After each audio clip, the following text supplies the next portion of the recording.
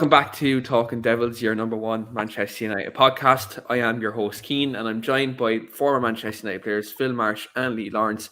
And here today, it's a different type of podcast we're gonna have here today. So usually on a Friday or Saturday, we would be previewing a Manchester United game. We'd be reviewing a Manchester United game, but neither is happening today because obviously Manchester United season has been halted by COVID-19 at the moment. It looks like the UK as a whole, the Premier League, we have been hit now again. It's almost like we're back to March 2020. We've been hit by a COVID-19 crisis at the moment.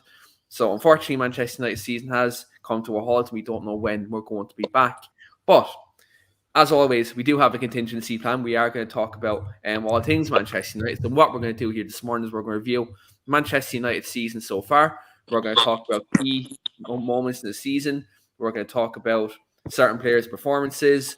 We're going to talk about their cup competitions, Champions League, Premier League. And then also what we will discuss this morning is the January transfer window coming up next month and what players Lee and Phil think would be realistic targets in Manchester United, but also who they think would improve our already good team at the moment. First of all, Phil, just come to you first. Obviously, look, Manchester United season, we're all very positive. We first started this podcast before the season kicked off. We had obviously a very good transfer window at that time. Rafael Varane was brought in, Jadon Sancho was brought in, Tom Heaton brought in. At that moment in time, it looked like Manchester United had a really positive season. We just finished second last year in the back of the Europa League final as well. What were your overall thoughts kind of coming into the start of the season? We just beat Leeds 5-1. Everyone seemed to be on a high. Varane was unveiled in front of 76,000 fans at Old Trafford. And we absolutely destroyed Leeds on the first day of the season. When the season started and these events were taking place, what are your overall expectations? Because obviously we were talking about title charge, and we looked like we were in a really good spot in terms of the players we brought in, and we were on the back of a very positive season. For you, could you have foreseen that kind of start happening, winning the first couple of games, and do you really kind of putting a stamp into the Premier League at that time? Yeah, I mean, I think every single United fan would have been optimistic, and as you just mentioned there, with the transfers that they brought in after a good season last year, finishing second, albeit we didn't get a trophy, but the progress was there for everybody to see.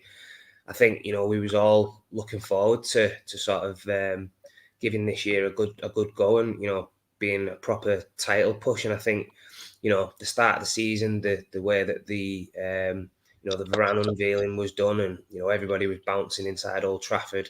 A great start to the season with a big win against Leeds. Some really good performances.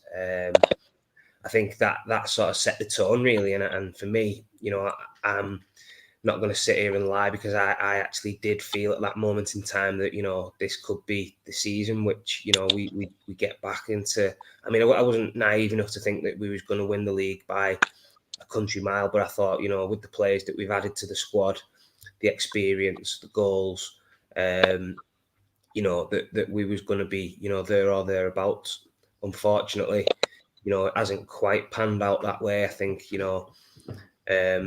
there's lots of reasons for that. There's been injuries, players who signed hasn't hit the ground running as quick as we would have liked, bad performances.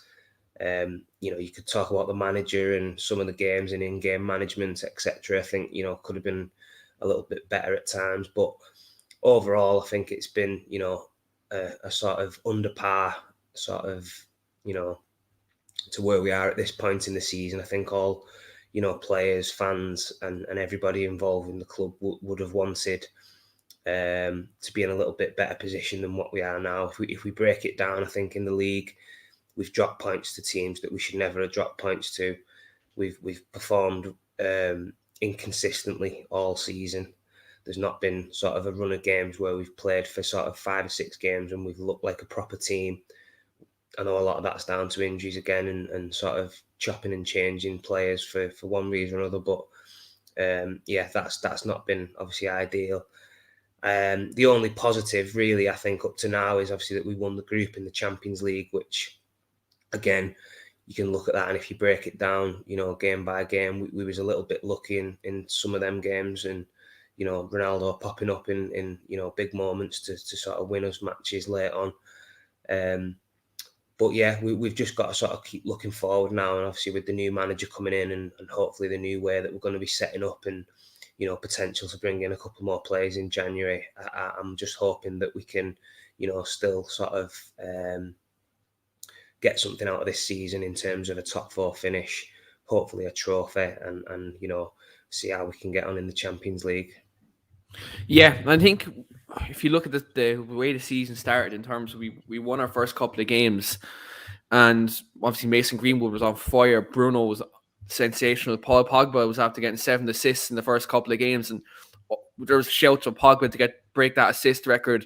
There was shouts of Bruno golden boot. Like, there were so many optimistic fans, including myself, really, to start the season.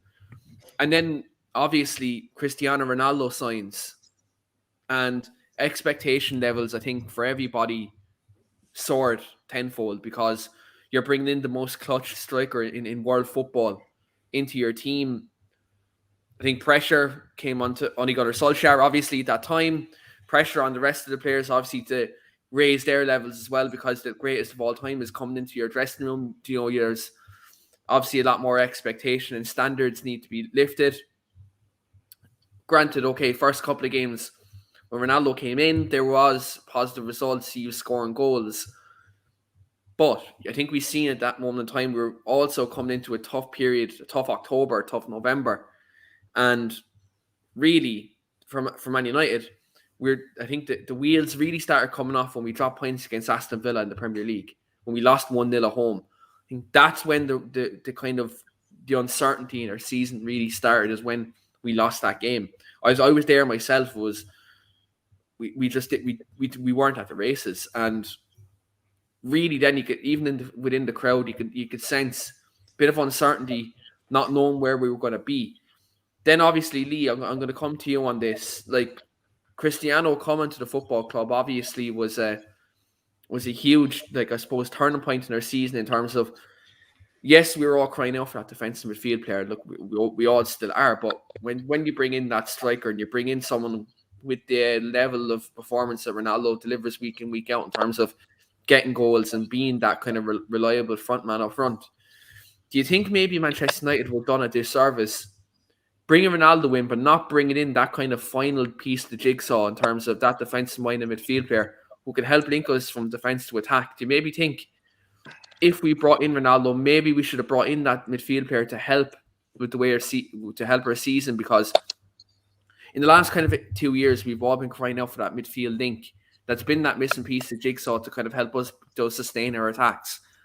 Do you maybe think we maybe let Ronaldo down, coming into the football club this season, by not bringing in that player, who would, I suppose, be that final piece of the jigsaw and kind of help us overall in the midfield area? Because that's where I believe we're very short at the moment. Yeah, it's a difficult one, really, because for me, if you have the opportunity to sign Cristiano Ronaldo, especially Man United, we was never ever going to turn that down. I don't think there's many clubs in the world that would have turned that move down. I was absolutely, ecstatic when we found out that we were signing him and he was coming back home. Has it affected us overall? I mean, positively, it's affected us because he's bagged all our goals. You know what I mean? If it weren't for him and the game in nets, God knows where we'd be at this moment in time. I don't think it takes a genius to work out that we are lacking, and we've said it all season long, we're lacking a defensive midfield player. We've got two who are okay, they're playing well. For me, in the last game we played, there was both the standout players for United in Fred and McTominay. There weren't many other players, what I would have said, to perform to the levels that we need them to perform to. But again, we've said it all season. I don't think that the answer. I think the vast majority of United supporters who watch them week in, week out will tell you, we need that quality defensive midfield player. I think if we do get that, it will strengthen the team. It can't do us no harm.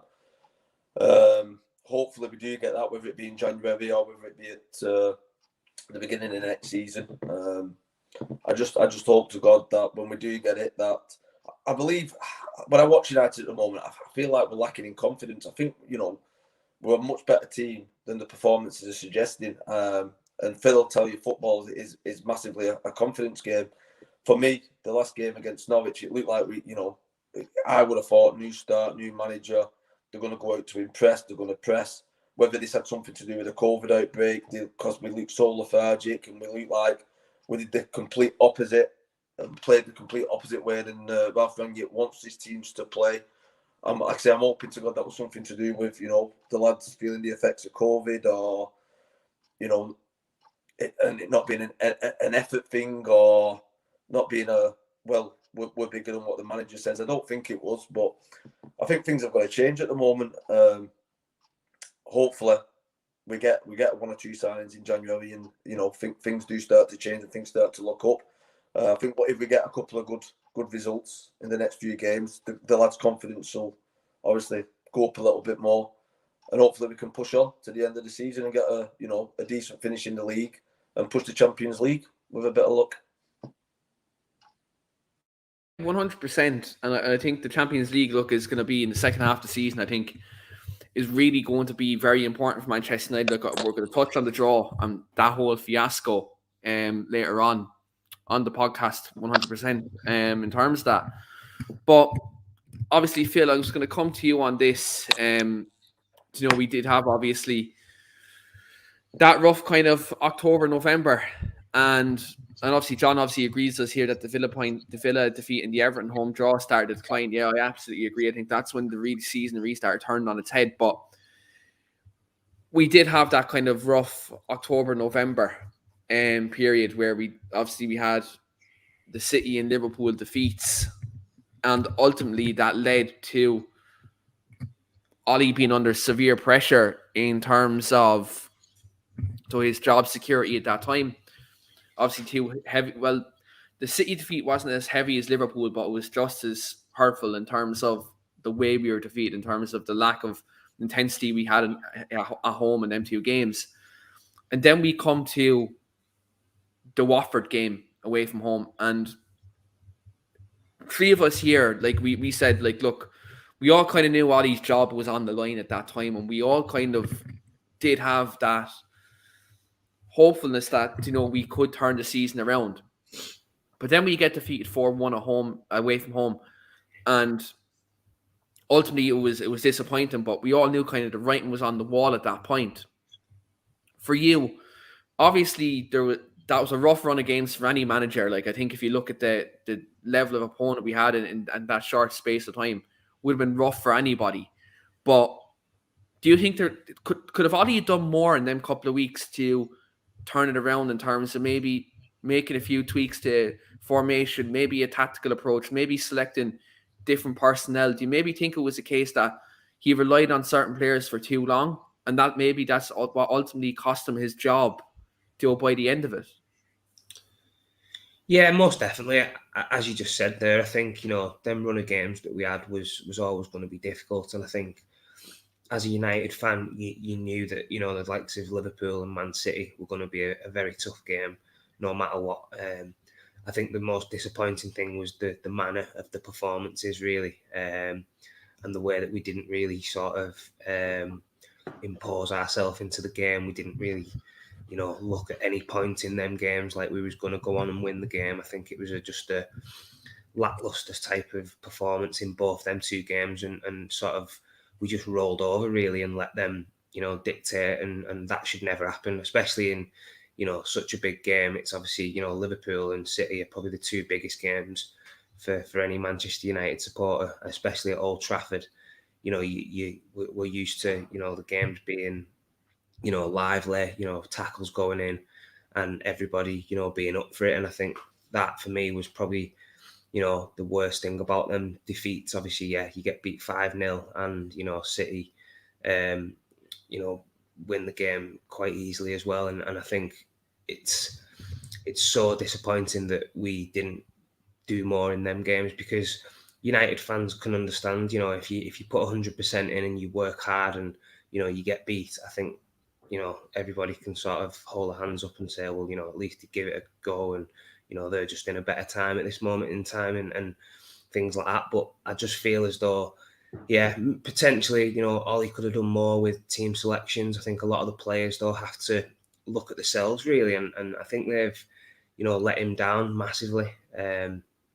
Ollie's obviously somebody who puts his trust in players, and I think over this season, I think if the players are honest and they can look themselves in the mirror, they must say, I could have done a lot more this year, could have worked harder, performance levels could have been more consistent, and inevitably, I think that's what cost Ollie his job. I think that the players massively let him down, and I think when you're playing for a club as Manchester United, the bare minimum is to work hard and put a shift in, week out, and that wasn't happening on a consistent basis from numerous different players. Performance levels was up and down every single game, which can't happen at any level of football. You need to be more consistent, and for me, I think that's why we're sort of in the predicament that we're in at the moment. I think a lot of the performances haven't been nowhere near good enough, on a regular basis. And I think, that's the biggest issue that we've got at the moment. When you look at other clubs, I think, Liverpool at the moment, you know what you're going to get from them every single week. They all look like a well-oiled machine. All the players are in sync. They all know the jobs. And the same with Man City. I think, when you look at our levels and theirs at the moment, it's like chalk and cheese. I think that's what we're striving to get to. But I think we've obviously got a long way to go until we're at that moment. Yeah, definitely. I think we're definitely looking to be on that path, and I think bringing Ralph Ragnick in terms of, in terms of having that right footballing setup. Obviously, he's moved into an upstairs role after his interim tenure for the 6 months, and then we're obviously bringing in another manager. Now, we don't know what's going to happen in these next 6 months. If Ragnick really does knock it out of the park, maybe he might stay, as permanent manager. We don't know. Look, we've seen this happen before in terms of good form happening and the club having a reaction to good form and then appointing. That's how Ollie got the job. But when you look, obviously, I think hindsight's 2020 in terms of things that have happened, in terms of players he did rely on who probably did have a lack of confidence, which I can see Dan has mentioned here as well, in terms of there were so many signals over all these tenures in terms of mindset and failed tactics. I do agree. But I think hindsight's like 2020 now. When you look at the situation since Ragnick's come in, there's been a couple of other players who've come in who weren't relied on in Solskjaer's tenure in terms of this season. Like Sancho's would come in, he's been really good, he's been really creative. Dalot and Telles have come in the fullback positions, and they've given us more creativity from the fullback positions, which we were crying out for Luke Shaw and Wan-Bissaka earlier on in the season.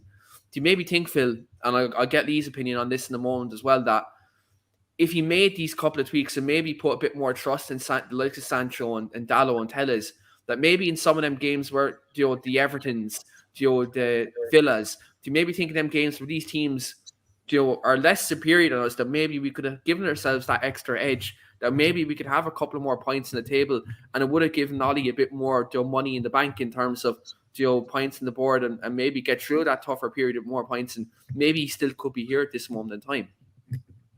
Yeah, possibly. As you say, I think as a footballer, sometimes you can fall into that sort of comfort zone, and I think the likes of Luke Shaw and Wan-Bissaka, because obviously they was playing every single week, and probably in subconsciously didn't really feel as though them other players were a real threat at that moment in time, because Ollie had put so much trust in them.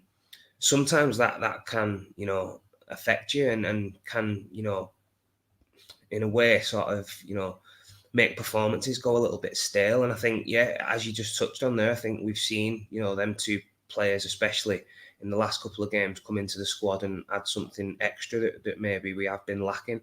So I mean, when you look back at them kind of games, I think them two players are suited more to creating stuff, getting forward. They've got good deliveries into the box.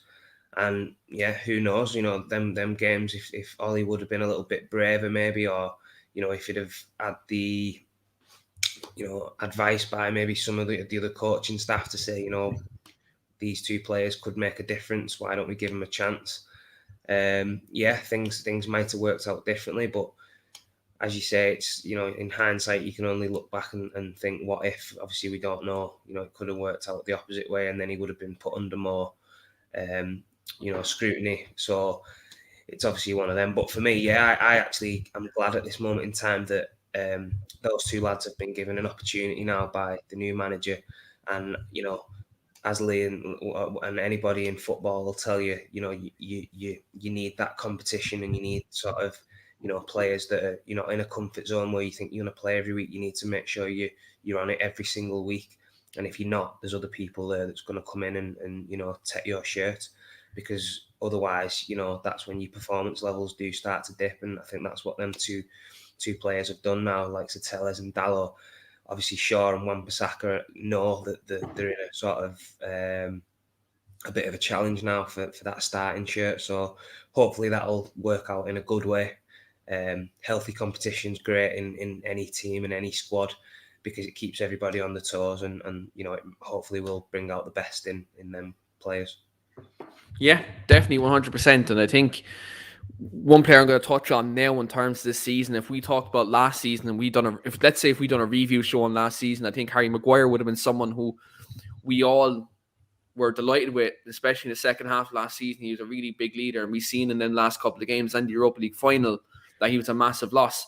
But this season, it almost seems like he's going through a bit of a rough patch. I'm going to come to you, Lee, on Harry Maguire this season. Obviously, we had a conversation a few weeks ago, and I asked you this question a couple of weeks ago in terms of, do you think maybe Maguire and Shaw in particular had kind of a hangover from the European Championships because they were outstanding in European Championships and they had that kind of disappointing loss against Italy? And I think if you look at the widespread of England players who are playing in the Premier League this season, bar the exception of Phil Foden, I think you look at most England squad, they haven't really been great for club level since the Euros. Do you maybe think psychologically in these last 12 months, especially with Maguire, like he had that issue in Greece? Obviously, he had a bit of bad form for Man United at the start of last season, and then he picked it up in the second half, and then the Euros happened. Do you maybe think Harry Maguire mentally, this burden of the Manchester United captaincy, and also the situation with his country, do you maybe think these last 12 months are a bit too much for Harry Maguire? Maybe when Raphael Varane comes back, obviously he was meant to be back this week, but whether it's Newcastle on the 27th or when we play in the new year, that maybe he needs maybe a bit of time, maybe out with the team, maybe to kind of reassess his game, kind of what Sir Alex used to do with players in terms of they're in a bit of a rut, that maybe give them a bit of time out to the team to reassess their game, and maybe give maybe Varane and maybe Lindelof a chance to centre half, maybe just give Harry Maguire not only a physical break but maybe a psychological one as well. Yes, it's a fair point. To be fair, for me, I think the last time we mentioned this, it could be, it's a bit of an hangover from the Euros. But for me, I think this is what I said last time, and I stick by it. If you're a top, you're supposed to be one of the world's best centre backs. You get yourself through that. For me, it's an excuse, but it's an excuse which he needs to get over. I think it's more to do with a confidence thing, like I say. Just previously mentioned, football's massively to do with confidence. I think he's had a couple of bad games. We've got competition now. Like Phil just said, Phil took what I was thinking. Phil's just literally said what I was thinking just before you've come to me about competition within the squad, especially now in the back four. We've got competition everywhere.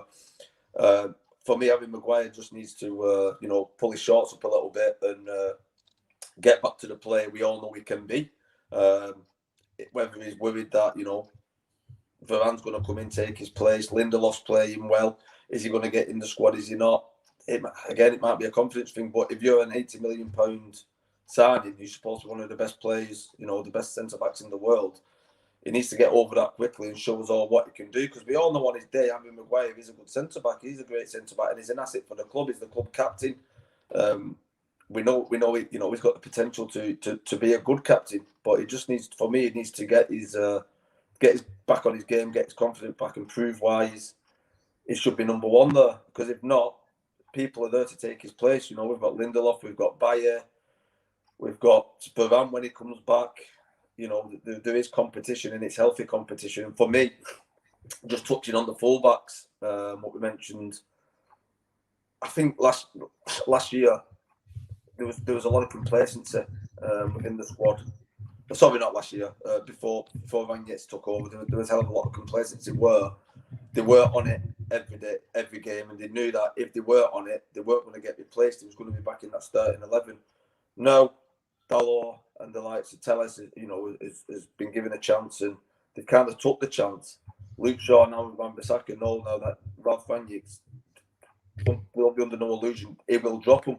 And for me, Luke Shaw on his day is one of the best left backs in the country, but he needs to get back on that. And if not, they're going to stick Telles in. It can only be healthy competition for me, and it's going to make the squad, it's going to make the team, for me, a better team.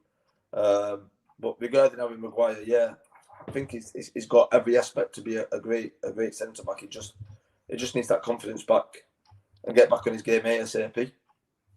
Yeah, and I think maybe look, if when Raphael Varane comes back, I think maybe that could maybe be a catalyst for him to get his confidence back, because obviously Varane, look, is another top class centre back, and maybe the burden of being just that only leader in the back four, maybe if that gets lessened off him a bit more, maybe then Maguire can flourish a bit more. You know, because last season when Luke Shaw was on form, that left hand side of our back four was really strong in terms of Shaw and Maguire, and we've seen most of our attacks started down that side, because you had Maguire popping out to Shaw popping out to Rashford into Bruno, into Cavani. That was usually our goal last season. If people talk about last season under Solskjaer, we didn't have patterns to play. There was a partner play there last season in terms of how we'd score a goal. You know, like that was there.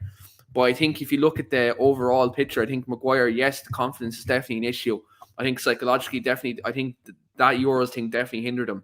I think it didn't help, obviously, that there was a lot of pressure coming from the fan base as well. Look, we all can be maybe a bit too overcritical sometimes. I think that can definitely happen as well. But I think this second half of the season is massive for Harry Maguire, because Lindelof has been very good in these last couple of weeks since Rangnick's come in. I think like Varane coming in, I think that's a no-brainer if you talk about Rangnick's system in terms of centre-backs who are good on the ball and can bring the ball out from the back. I think Varane will bring that in Rangnick's system, and he's going to be that commanding presence. I think Maguire now needs to really, as you said, Lee, pull his socks up and really push forward now, because look, when you're meant to be England's number one centre-back, you're meant to be Manchester United's captain, there's a level of expectation you have. And like, if you don't show that at United, especially under manager Ralph Rangnick, now we all know he's a ruthless figure, Harry Maguire's Manchester United career could be in trouble, because let's say, hypothetically speaking, that Rangnick stays on, and for 6 months he's grand, he does well, and then he goes upstairs, and then Eric Ten Hag, Pochettino, all these other different managers who've been linked to us, and their profile as centre back is bring the ball out from the back, being able to deal with a press, you know, be commanding presence. If Maguire is still displaying the form he's showing now, I've no doubt he'll be dropped and a new centre back will be brought in under a new leadership. So I think he needs to really evaluate his game. Maybe this break could do him the world of good. So this week, 2 weeks, physically, mentally, maybe this could maybe be good for him. And then he comes back, and then maybe will displays that form. Look, time will tell. I think what Maguire's going to, what he probably will be noticing now is at the beginning of the season, it was who was going to partner Harry Maguire. I think now it's going to, that's shifted a little bit to when Varane comes back in, who's going to partner Varane? He's lost that status now. So he's in for me, he's in a 2-horse race between him and Lindelof for a start. And if we're going off, form for this season, for me, I would put Lindelof in just purely off form but how both of them have done now. I don't think Lindelof on his day is probably a better centre back than Harry Maguire, but Harry Maguire's just not been on it, so he's got a lot of catching up to do. I hope he does catch up, because I hate to see a footballer who's got all the potential in the world to crash and burn. But he's in a predicament now where if he doesn't pull his socks up, he could find himself dropped and out the squad and maybe gone. Yeah, it is possible. And look, I just hope for his sake, because if he can display that form he displayed last season, I think, look, in this second half of the season, it'll help us, especially in Europe. If you think about that game against Atletico Madrid and the style they play, Maguire and Varane as a partnership, if we can get that to click, I think we need that because their physical style. And look, we've obviously a run of games now where it's favourable for Maguire to pick up that form between now and until March, April. So definitely 100%, it is a critical time in his Manchester United career, but also his professional football career, because he's not going to get let's call it a spade a spade. Harry Maguire is probably not going to get a bigger move than Manchester United. There's no bigger club in the world. So this is a critical time this year. He's 28 years of age. Realistically, probably his last massive contract at a big club. The way weighs down after United. So, I think Maguire, this is crucial for his career, and let's hope he can turn it around. And because if he turns it around, our back four is solid again, 100%. But Phil, obviously, look, Solskjaer went. We were all sad to see him go, and then Ralf Rangnick comes in. And look, we've seen already what his philosophy is in terms of his high press, his counter pressing system. In terms of it's a different system he's playing. We're playing a 4-2-2 system. We're obviously we're at this point now. Rangnick, we're unbeaten so far. In his time at the football club. Obviously we've topped the Champions League group, and looks like we're progressing on to next season. He's like second half of the season. In terms of we've Atletico Madrid now in the Champions League, and looks like we, as I mentioned earlier, we've a favourite fixture list, coming into until about March, April. For you, where are you at now in terms of this new regime, this new system we're playing, and where do you think our season can go from here? Because really and truly, this fixture list we have now is a very favourable one. But then obviously that March, April period is kind of almost the same as what we had in October, November. Are you at a stage where you think maybe let's pick up as much wins as we can? Let's try to get the system implemented. And then maybe let's see where we are against the big boys come March, April.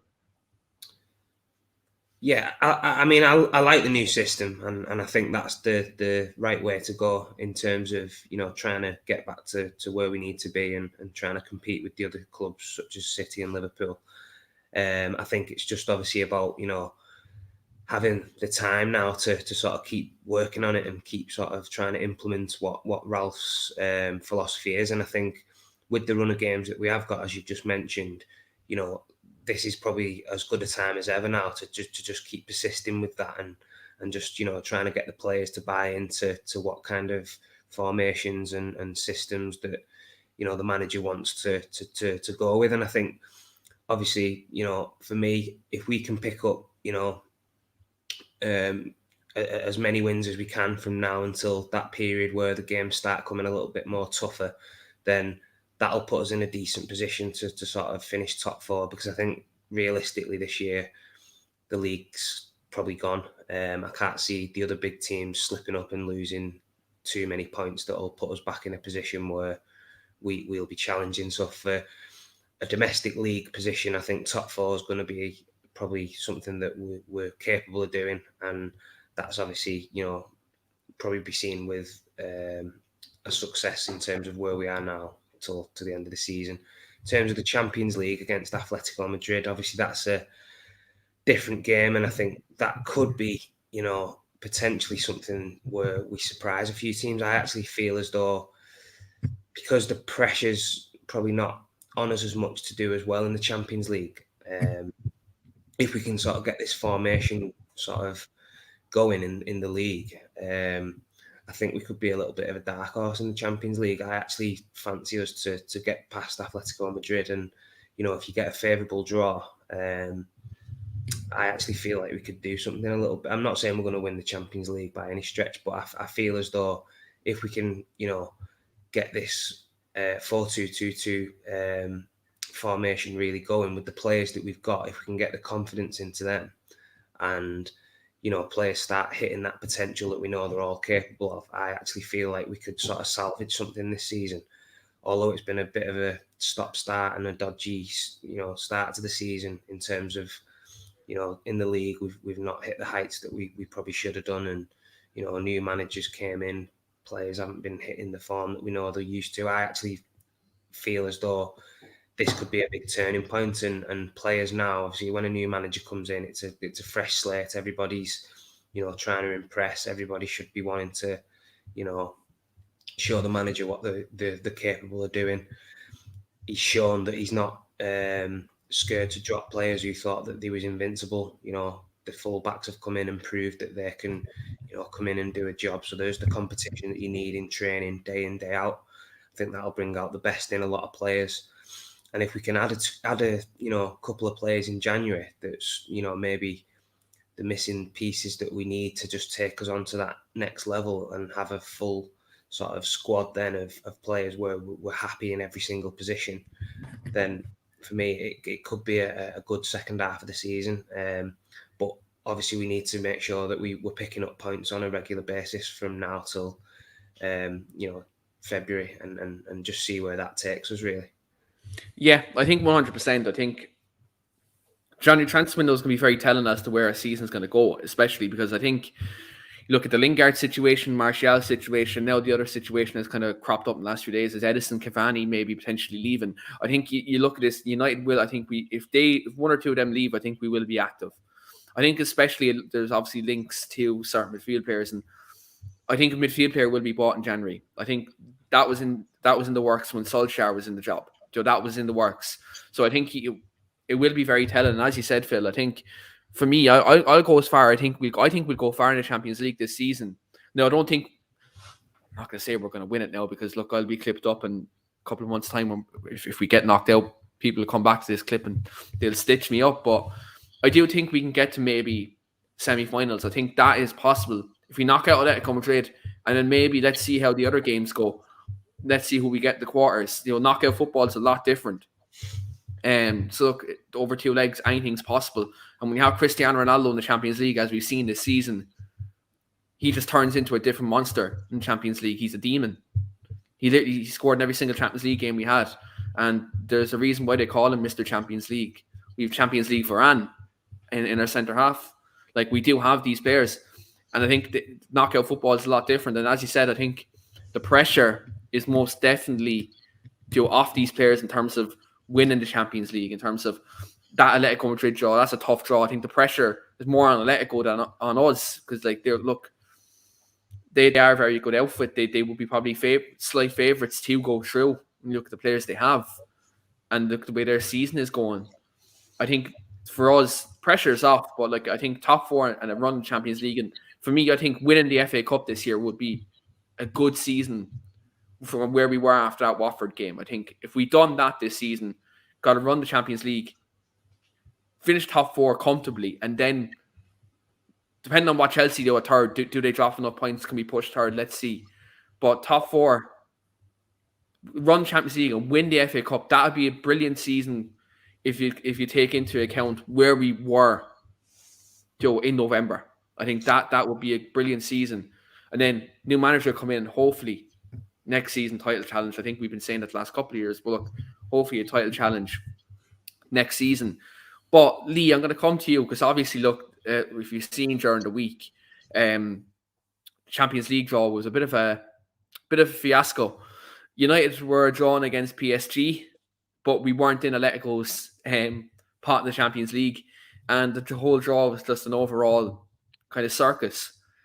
What were your thoughts when you seen that the draw needs to be redone? We weren't going to get Ronaldo versus Messi in the last 16, and did you think there was a bit of an error? Because we seen this last week in sport, we seen the Formula One whole FIA crack with the end of that race, and then we seen the governing body of European football mess up the Champions League draw. What was your overall thoughts when you seen that happening? It was almost written in the stars that we're going to get potentially Ronaldo versus Messi. Mate, the world's gone mad. The world has gone mad. I mean, you mentioned Formula One, what happened there. You mentioned the Champions League draw. I'm still not sure what happened. There was that much cock-ups what had gone on. You know what I mean? It was horrendous, wasn't it?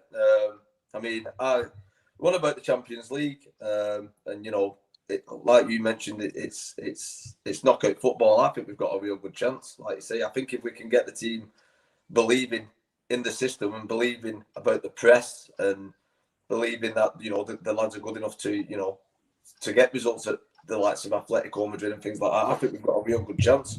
of getting to the final, to be honest with you, especially with the pressure being off us. So yeah, let's see what happens with the Champions League. But yeah, I can't really say much about what happened on that draw. It was just horrendous, wasn't it? I mean, I'd have loved to have seen Ronaldo against Messi with PSG. You know, I mean, it's a hard draw, but I suppose every Champions League draw now is going to be a hard draw. You know, but it's cup football. Anything can happen. We've got the players. We've got the manager. We've got the players there. To push and give us a real good chance of getting to the final and even winning it. So I'm quietly optimistic about the Champions League. If I'm being honest, I'm more optimistic about getting to the final of the Champions League than I am at the moment of the Premier League and pushing top four. I think if we can get top four, like you said, and we can get a good run in the FA Cup and get a good run in the Champions League, I'd take that all day long now. Obviously, we weren't saying that at the beginning of the season. But I think, again, this season is going to have to be a reset and a start again next season. So let's get the players believing in the system. Let's get them believing in the push. Let's get them believing that, you know, the squad of what we've got are good enough to beat any squad in the world on the day, because I think they are. And yeah, hopefully get a decent season in towards the finish now. And again, start again next season and hopefully have a bit of a better season than we've had this season. The other thing I'm a little bit worried about in the Premier League, what I've been thinking, is we keep mentioning this run of games, what we've got now, you know, and we had a nice run of games at the beginning of the season under Ole, where we was you know, grinding results out. We weren't playing right well, but we was grinding them out, and we was thereabouts at the top of the league. What worries me is if we do exactly the same now till March under Ralph, you know, we lure ourselves into a false sense of security where we start grinding results out again like we did the other day at Norwich without particularly playing well. You know, we've got the potential to do that, and it get to March and it all fall apart again. That's one thing I'm slightly concerned about. So I think what we're going to have to do in this favourable run of fixtures is not only get the results, but we're going to have to look good and get the results and look like we deserve the wins, as opposed to saying like we did at the beginning of the season with Ole. Yeah, we got the win, but we was lucky. They were the better team, but we grinded the result. I think now is the time to show that we need to get the results, but we need to look good and we need to look like, you know, we're improving doing it. Yeah, definitely.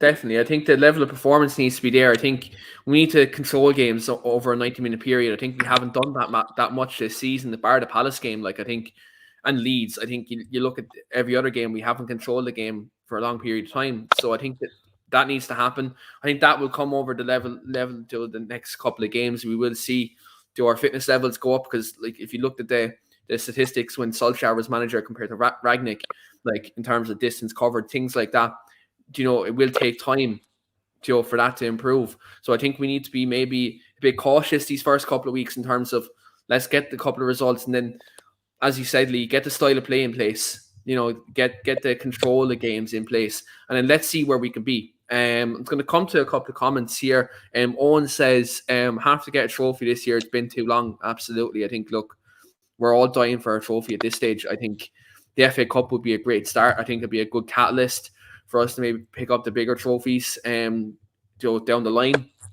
But I'd love to win the FA Cup this year, because we haven't won it in a while. And last time we won it under Louis van Gaal, the way Jesse Lingard scored that goal in extra time, that was a brilliant moment. So, like, look, for me, I'd like to see us get a good run and get to the final. And who doesn't love a day out in Wembley? Like, come on. Last time I was there for the 2018 FA Cup final against Chelsea. I remember it was 28 degrees down in London. The Royal Wedding was actually on the same weekend, and you know, it was just an absolute carnage that weekend. Ultimately, it was one of the worst games I've probably ever watched in terms of Conte parking the bus. But you know, it was a good occasion. Who doesn't love an FA Cup final weekend? They're always crazy. Declan is also in the comments. Declan says, I think Ralph will have this team flying come February and we go on a nice run. Yeah, look, I think the first couple of weeks is going to be tough in terms of getting these players kind of, you know, out of their habits in terms of what they had under the previous formation and in the previous setup.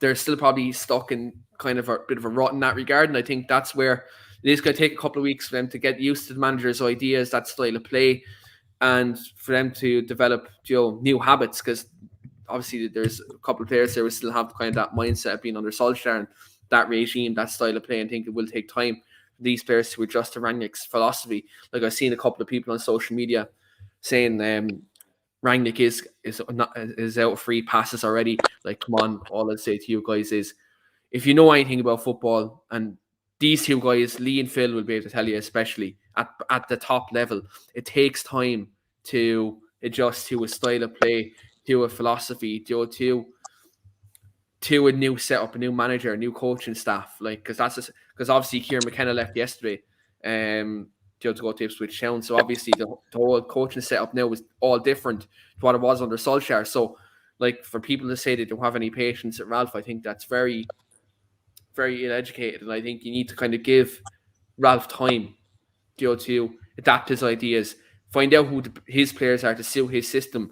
Because let's be honest, lads, there's players in that team who've been good under Ollie, but it mightn't suit this system. This is a new system, new ideas. And I think, look, these couple of weeks are going to be crucial for Ralph to see who's good enough to start.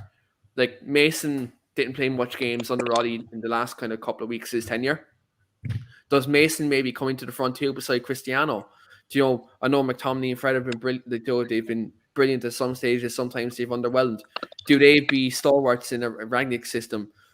Does, Bruno maybe get dropped? I know that's maybe a madness thing to say, but maybe does Bruno maybe not fit into Ralph's style? We don't know this. We need to give this a couple of weeks to really, be assessed, and let's see where we are. But look, it's an exciting few weeks, and we're going to have Christmas period. Look, we all know ourselves. The games are usually good.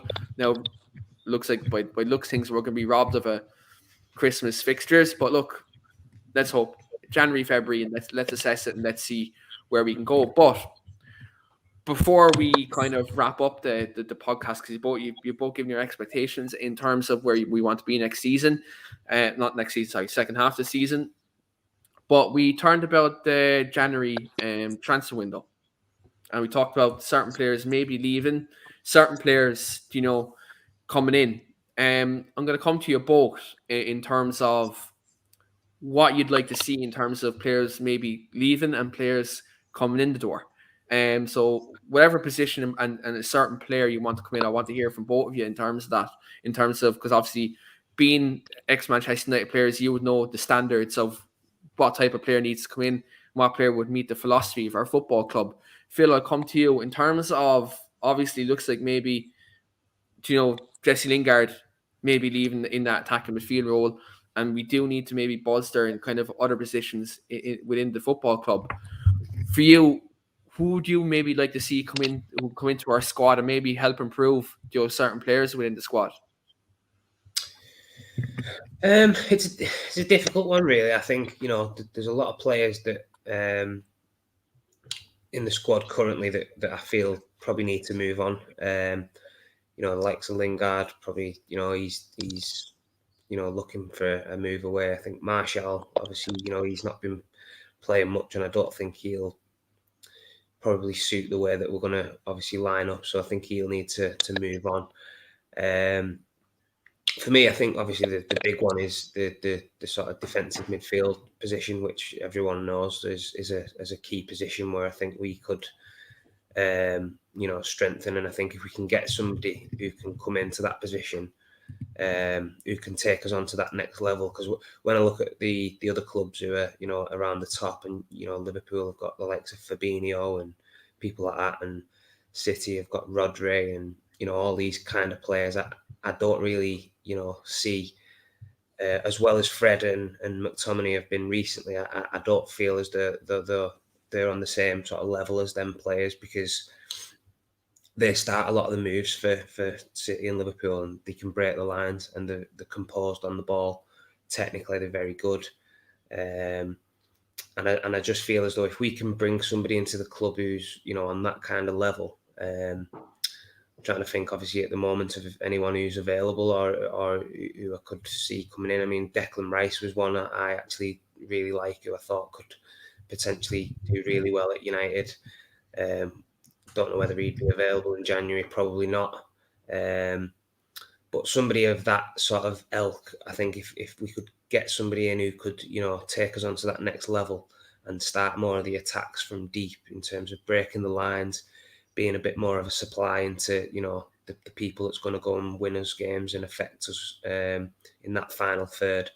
For me, I think that's the sort of missing link that we're sort of just falling short at this moment in time.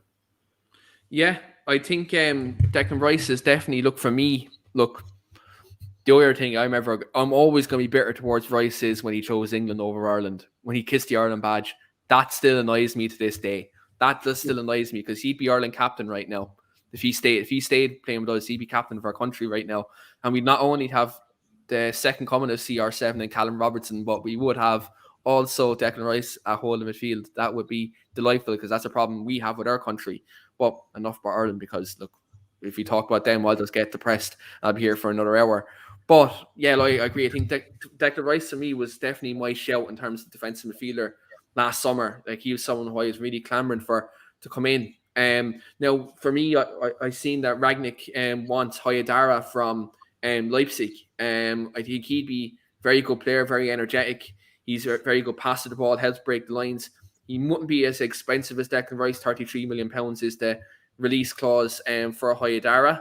I think, look, he'd be someone who can definitely come in and give Fred the support. I think McTominay maybe is in trouble when a defensive midfielder comes in, because I think, Fred has been in more form at the moment. I think Fred maybe beside a holder and give Fred maybe more license to go forward, as what Lee's mentioned before. I think Fred can maybe be a bit more effective in this system. So I think a good sitter, maybe like a Haidara, maybe like a Rice, or like I know Leicester are out of form at the moment, and they look like they're slipping out of all European positions, and they're gone into the Conference League. Do United maybe look at maybe Wilfred Ndidi? Is that a player maybe who can come in and be that kind of destroyer in midfield? And kind of, I know maybe his passing sometimes isn't as great as what, maybe a Fabinho or a Rodri or someone like that midfield, but he is a good midfielder, who is a good destroyer. And maybe at a bigger club, maybe does he get that bit better around better players? Obviously, look, for me as well, not so much maybe January, but I may be looking at the summer. I may be looking at when Pogba inevitably does leave. I may be looking at either one or two midfielders.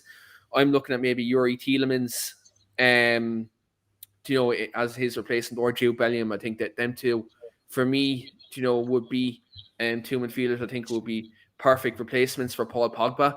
Come the summer, I think them two would be my first choices to come into Manchester United's midfield. Lee, for you, obviously being a defender yourself, obviously fullback is a position that Manchester United are maybe lacking in terms of maybe right back. For you, obviously Wan-Bissaka is one of our right backs, and Dalot looks like to be someone who's in a bit of form, but is linked with a move away. For you, is there any right backs in world football you'd like to see come in and maybe challenge Wan-Bissaka? To be honest, I'd like Wan-Bissaka. I don't know what it is, Wan-Bissaka. I think he's got all the potential in the world to be a world class right back. Is one-on-one defending second to none. It's quick. It can be tricky on the ball. It seems to me that he's not being coached right. I think if with Wan-Bissaka, I'd like someone who, like a Gary Neville or someone to go in and coach him how to play that role properly. I think if you he's got all the tools to do the job. It just needs to perform it properly. I think if you give him a good amount of coaching and a better understanding of that position with a world class coach as a defensive coach, right back, I think he could do it. I think we could save our money and spend it elsewhere where we need it. I.e., like we've all mentioned, another world class midfield player. Obviously, we all know Pogba. Well, we don't know, but we all think Pogba's going to go. Pogba blows up and cold anyway. The names that you've already mentioned for me are the names I would say. Like I say, Wilfred Ndidi, Declan Rice. For me, that's the position we need to nail down. We need to get someone in there ASAP. I can't really comment on the lad from Leipzig because I've not really seen much about him. But listening to what the guys are saying on the internet and trying to watch, a few YouTube clips of him, it does look like a good lad, and it does look like, he could it could be a snip at the price what they're asking for him. The other thing I would say about obviously trying to strengthen our squad in years to come for that progression. Obviously, CR7's not going to be around that much anymore. Cavani looks like he's going. To me, we need, do we go all out now and do we go for a Haaland? At the beginning of the next year, I think he'd suit United down to the ground. I think he's a world class centre forward who puts a shift in. He gets a sight of goal and he scores. Moving forward, do we look at progressing, our strikers and going for someone like that? The only other thing I would say about it, in the meantime, if we don't end up signing a defensive midfield player, we mentioned it, and you just touched on it a little bit about Fred, about pushing him up a little bit higher. I was thinking this week, would it be if we don't get no one and we've got the money games what we've got, we can afford to probably experiment a little bit in games. Would it not be possible to push Fred as an attacking midfield player? Maybe bring Donny in at the side of McTominay and play Fred at the side of Bruno. If not Bruno, drop Bruno, because Bruno, obviously, I know, like you said, it seems crazy to drop Bruno, but the last couple of games, the amount of balls he's given away have been unreal. Maybe put him in with Sancho, just to have a bit of an experiment round, because when Fred's actually gone and played up there, he's looked like a good playmaker. He's put some lovely free balls through, created chances, and if it doesn't work, you can always then either bring one off or drop Fred back, take Donny van der Beek, put him forward, just rotate a little bit. And we've got the games now to do that and to have an experiment and to see what formations and who plays where, and who could potentially change the team. Give Donny a run in the team. We might be calling for a midfield player. We might already have one there. It just needs a good run in the team to see what's happening. Yeah, I think, look, it is a possibility that could happen. Maybe does Fred push further up the pitch as more of a box-to-box? Maybe Donny come into that sitting role. He's played it a couple of times at Ajax. He has done that role. My only worry is, is McTominay enough defensive cover to have him there? I think that's my only concern. I think that's maybe what Ollie's concern maybe was as well. But I think it is something that is worth trying in these couple of weeks to obviously see where he can strengthen. Because there's some players who haven't got a chance. I think Donny deserves that chance. I think Fred, he was an attacking midfield player with Shakhtar Donetsk before he came to Man United, and then Jose Mourinho turned him into a hatchet man. I don't know why. He's turned him into someone who be there and break up play in midfield and just abandon his creative aspect of his game. So I think, look, it is definitely something that Man United may be worth looking at, especially under Ralf Rangnick in this high press system. Maybe Fred higher up the pitch could benefit us and help us win the ball back that bit quicker, help us sustain attacks. But in terms of this podcast, we're just about to wrap it up here in terms of the show. But I'm just going to go to both of the lads in terms of their mad prediction. So I'm going to give them both a chance to give us a mad prediction for between now and the end of the season in terms of Manchester United season. This can be a player, a certain thing to happen, a certain player comes in, or what we could win a certain competition. I'm going to come to you first, Phil. Give me, because this is obviously probably going to be the last podcast we do before the new year. So give me your wild prediction for 2022 for Manchester United. I mentioned it before. I think Champions League, I think dark horses, I think we could potentially get to the final.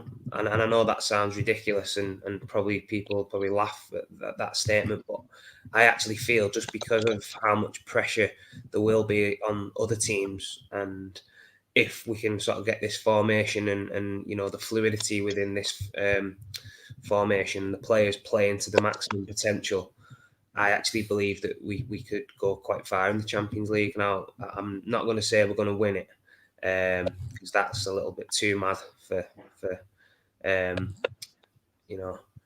my expectations. But I actually believe if we can get a favourable draw if we get through the Atletico leg, I actually believe that we can go and get to that Champions League final. And obviously, in a final, you never know. So that's going to be my mad prediction for this season. So Phil is going to go with us getting to the Champions League final. remember an interim manager getting to a Champions League final not too long ago and ended up winning it and ended up getting a permanent job. Could lightning strike twice in English football. But Lee, what is your mad prediction for 2022 for Manchester United? Mad prediction, and it is mad, but I don't. You know what I'm like. I always seem to go over the top, so we'll carry on with tradition. Don't say Fred's going to win the Golden Boot. Yeah. Fred's going to get a move to Barcelona. Top 4. I think it's realistic. I don't think we'll finish third. I can't see Chelsea slipping up that much. So I'm going to go top 4 with a bit of luck. Everything crossed. Let's go FA Cup finalist, and let's go Champions League finalist. And another prediction: Ralph Rangnick to stay on another year. That would be my other prediction. Give him another year on the job. Will Ralph be at the wheel? Will Manchester United will be back? Will Rio Ferdinand say them words? When and if that situation happens. For me, I'm gonna go. My prediction is we definitely get top 4, and I think with the run of fixtures we have, the injuries Chelsea have, and the run of form they're on the last couple of weeks, maybe we can creep into third coming towards the end of the season because we have them on the last day of the season. If we're near them, I think they could crumble. I think that could happen. And Ralph Rangnick is Tuchel's teacher almost. So can he maybe rattle Tuchel between now and the end of the season? Time will tell. I'm gonna go. That's my mad prediction. I'm gonna go United to finish third this season, just ahead of Chelsea, and I'm gonna go for us to win the FA Cup as well. That'll be my mad prediction. And also, it's not really a mad prediction, but it's a prediction. I predict Mason Greenwood is going to come in and displace Marcus Rashford between now and the end of the season, and he's going to be our starting number 9 striker alongside Cristiano Ronaldo. Between now and the end. For me, he deserves that anyway. With Rashford's come back and how he's played, I would be starting Mason above Rashford anyway now. Yeah, and I think he deserves it. And I think you look this season with the system we have at the front too. I think Mason alongside Cristiano makes sense. Yeah, because you have the 2 pressers in Bruno and Sancho behind them. I think it just makes sense that them two play. And if there's anyone from Mason to learn from in terms of being in the right positions to finish the ball, is Cristiano Ronaldo. No, he had his education under Cavani last season, but Ronaldo definitely is just a different level of player, a different level of human being. So definitely Mason coming into that front 2 alongside Cristiano Ronaldo, that would be one for me. But we're going to wrap it up there, guys. Thanks very much to Phil and Lee for coming on this Saturday morning. Hope you enjoy your weekend, lads. And also, hope you both have a happy Christmas as well. Have a good Christmas. Enjoy yourselves. And I will see you both in 2022. And look, we will have many more podcasts to come in the new year and hopefully more successful times for Manchester United. And thanks to everyone who's been in the comments this morning and who's been in the comments in these last couple of weeks and months. And I hope you all have a nice Christmas, a happy new year. And we'll see you guys in the new year. And also, guys, look, don't forget, smash that like button, hit the subscribe button, hit the bell notification beside it. You will get all notifications when we do go live between now and obviously when we're in the new year as well, and all upcoming content coming up on the channel. But thanks very much everyone for watching. Have a nice Christmas and happy new year, and we'll see you in 2022.